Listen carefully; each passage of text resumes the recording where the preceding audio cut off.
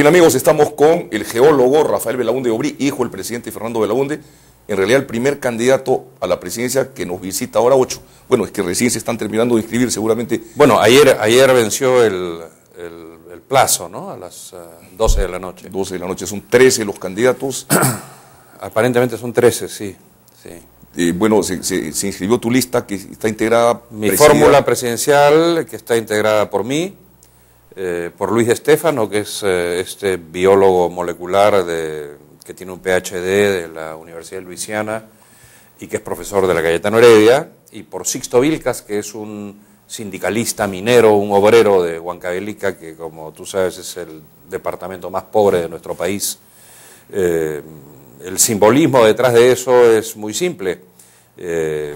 La ciencia y la tecnología, la investigación y el desarrollo son temas muy abandonados en el Perú y nosotros creemos que se le debe dar una prioridad verdaderamente prioritaria, valga la redundancia, para que la economía campesina, por ejemplo, evolucione para mejor rápidamente. Y hay muchas cosas que se pueden hacer en materia de mejora de pastos de altura, en materia de mejora de la raza de auquénidos y de ganado en general.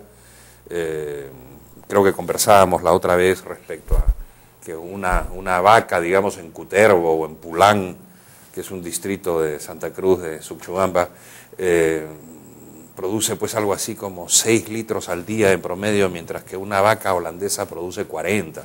Entonces, en materia de productividad se puede avanzar muchísimo. Tecnologías de riego. Tecnologías de riego por aspersión en las alturas, por ejemplo, áreas de cobertizo para las etapas inmediatamente posteriores al nacimiento, que es un periodo en el que se produce mucha mortalidad, pero también técnicas de inseminación artificial, en fin, para mejorar la ganadería, principalmente auquénida en el sur del Perú, ¿no? Y en las alturas la mejora de los pastos. Un doctor Vivanco, que también es un connotado científico que ha vivido mucho tiempo en Nueva Zelanda, está recomendando la utilización de un pasto que se llama Rye Green Trébol, que creo que es una mezcla entre gramínea y leguminosa, en fin, estas cosas que los científicos, justamente aplicando tecnologías muy avanzadas, logran a efectos de tener pastos que sean nutritivos, digamos, de manera muy completa, porque una de las dificultades de los pastos de altura es que, digamos, con el tiempo determinan el deterioro de la calidad del ganado. Por eso es que hemos llamado a alguien del mundo de la ciencia, porque creo que la productividad en el Perú puede incrementarse rápidamente a través de ella. Además, en el caso de Luis Estéfano, se trata pues de un hombre de Huancayo que ha logrado progresar y prosperar en la vida gracias a la educación. Ese es otro motivo por el cual lo hemos incorporado. Es muy importante que la ciencia y la tecnología se aplique también a las técnicas de la educación. Hoy día, con los métodos informáticos, no hay razón para que en las escuelas más apartadas del Perú no haya una pantalla plana, energizada con energía solar, a efectos de que los niños puedan recibir de repente clases de literatura dictadas por Mario Vargas Llosa. En fin, hay mucho que se puede hacer en materia de ciencia y tecnología y hay que tener muy presente eso. Por otro lado, la inclusión de Sixto Vilcas responde a una preocupación nuestra que es muy sencilla. Normalmente los políticos apelan a los humildes, a los pobres, a la clase trabajadora para llegar al poder, pero rara vez los incluyen una vez que llegan al poder esos políticos. De manera que nosotros hemos pensado ir al revés, es decir, incluyámoslos desde ahora como una manera de comprometernos a gobernar con ellos en caso de llegar al poder, de manera que la clase trabajadora tendría de adelante ganar las elecciones una participación muy directa y muy activa en todos los asuntos públicos. Y creemos que eso es necesario porque, en el fondo, la prosperidad tiene que ser producto de una alianza armónica entre el trabajo, el capital y el Estado. Y es notable en el caso del Perú la forma como se desdeña al trabajador, a los obreros, a los campesinos, a la gente más humilde, con argumentos totalmente absurdos, ¿no? Porque puede haber gente humilde que tal vez no tenga la preparación académica, pero el Perú pues es un país que tiene una cultura milenaria realmente, y eso es la civilización, de manera que no hay razón para que haya una actitud discriminatoria respecto a la clase trabajadora, y nosotros queremos incorporarla activamente en la política. Y sobre todo como representante de un sector tan importante para el país como es la minería, que en este momento... Así es, la minería genera pues muchos impuestos, genera divisas, lo que es más importante, genera oportunidades de trabajo en áreas del Perú en las que trabajos alternativos son inexistentes, de manera que es muy importante la minería por esa razón. Obviamente que hay que hacer una serie de cambios, por ejemplo en la ley del canon, a efectos de que se distribuya de una manera más equitativa. Antamina, por ejemplo, está muy cerca de Illata, pero Illata está en Huánuco, consecuentemente Illata es la capital de Guamalíes, consecuentemente no recibe canon, a pesar de estar cerquísima a Antamina. Entonces tiene que haber una reforma a efectos de que las poblaciones a la redonda del centro minero tengan un beneficio notable y lo más personalizado posible. El tema ambiental también debe ser bien tratado. El tema ambiental es muy importante y yo lamento que no se haya instaurado en el Perú una superintendencia del ambiente. Por ejemplo, tú tienes en el caso de la banca, hay superintendencia de banca y seguros y no hay banco que sobrepase los límites establecidos por la ley en materia de préstamos o encajes o qué sé yo, porque son intervenidos automáticamente. Eso se debe a que la superintendencia es un ente técnico que no está politizado. Los ministerios, en cambio, son entidades políticas y responden siempre a intereses políticos.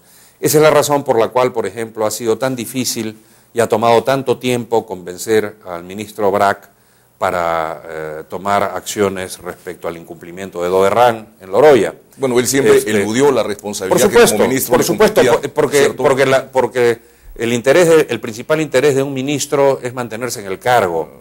En el caso de una superintendencia la cosa no es así, porque si no se cumple con un reglamento que está escrito, no hay tutía. De manera que yo creo que hubiese sido mucho menos oneroso para el Perú, más expeditivo y mejor para la protección del ambiente tener una superintendencia del medio ambiente que un ministerio que al fin y al cabo termina siendo una organización burocrática en la que una serie de personas vinculadas al gobierno logran un empleo, pero que terminan sin proteger debidamente el medio ambiente. En el caso de Madre de Dios también hay una evidencia. Yo comprendo que en el caso de Madre de Dios es muy delicado porque hay mucha gente que vive de la actividad minera, pero los equilibrios ecológicos ahí se están rompiendo casi cotidianamente y tiene que haber una actividad muy restrictiva de parte del Ministerio a efectos de reducir al mínimo la actividad minera, y creo yo que es probable que la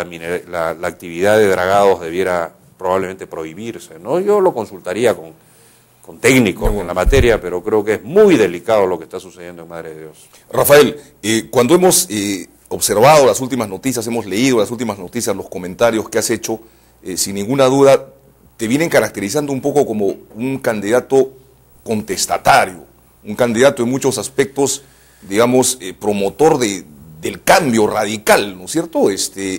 Todo lo contrario de lo que podría pensarse, ¿no? No eres precisamente un conservador, porque estás planteando una serie de reformas, no solamente en el terreno económico, sino también en reformas del Estado, reformas del sistema político, que están impactando en la población y que te convierten en un candidato, digamos, renovador.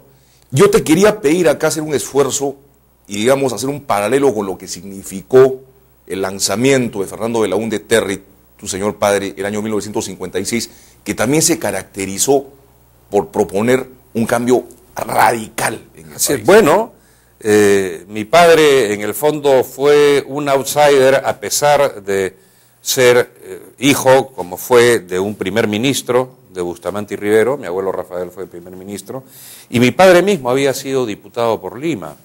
De manera que para proponer un cambio del sistema y para criticar el sistema político no es imprescindible venir de fuera del sistema político. Mi padre pues lo hizo. Yo creo que ha llegado el momento de dar un salto en la organización del Estado peruano. Creo que el Estado está organizado como si la sociedad fuese sumisa y la sociedad es participativa. No dudo que hayan sectores sociales que aún se sienten incapaces de ejercer su ciudadanía, que aún se conforman con ser borrego o parte de una manada, son los que aceptan, digamos, los autoritarismos de un extremo o de otro. Pero yo creo que hay en nuestra sociedad, afortunadamente, un sector mayoritario que tiene afanes participativos, es decir, que dice, bueno, yo soy ciudadano y como tal tengo una serie de derechos que el Estado peruano, tal cual está organizado hoy día, no me reconoce. Yo voy a un ministerio público y el burócrata siente que es superior a mí, no se da cuenta que es mi servidor, no se da cuenta que el Estado tiene que estar al servicio de la gente y no al revés. Entonces, hay una propensión participativa que yo creo que es muy grande, y como el Estado sigue anquilosado, fosilizado, al estilo de principios del siglo XX, digamos, entonces se produce una dislocación entre sociedad y Estado, y hay un sector amplio de la sociedad que quiere un Estado diferente, que quiere una reingeniería del Estado, que es lo que nosotros estamos proponiendo. Por eso es importante reducir el mandato parlamentario, que implica transferir poder del ámbito del político al ámbito del ciudadano. Eso trae mucha estabilidad, contrariamente a lo que mucha gente cree, porque el parlamentario que cumple normalmente va a ser reelecto. El buen parlamentario se va a quedar en el Parlamento. Y además tienen que rendir cuentas a los electores. Pero el mal parlamentario se va rápido. Sí. La circunscripción pequeña, Comas, por ejemplo, debiera tener 2 congresistas. San Juan del Urigancho debiera tener derecho a elegir a 3 congresistas. Si fuéramos a un sistema de esa naturaleza, los líderes emergentes, sin necesidad de tener fortuna o de tener el apoyo de grupos empresariales gigantescos, podrían llegar al Parlamento. Uno, por ejemplo, tener uno en Juliaca. Bueno, y otro Juliaca tendría derecho a tener su parlamentario por su volumen electoral. En el caso de Apurímac, Andahuaylas, por supuesto, tendría el derecho a elegir a uno y a Bancay al otro.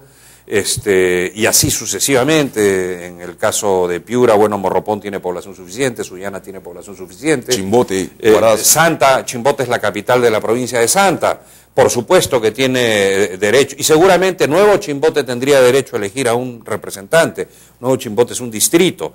Entonces, con circunscripciones así tendríamos igual 130 representantes, pero elegidos en circunscripciones pequeñas, de manera tal que los liderazgos emergentes puedan llegar al Congreso, que las maquinarias partidarias, las cúpulas partidarias ya pierdan la capacidad de manipulación y mangoneo, que es lo que sucede actualmente, y por eso se venden cupos y hay repartija de manejo, transfugismo, manejo totalmente indebido y antidemocrático, que se evitaría, porque si en una circunscripción pequeña un partido no tiene un buen candidato, pues tiene que apelar a un independiente, invitar a un independiente, es decir, tenemos que ir a un sistema en el que el sistema sea el que tienda a la excelencia.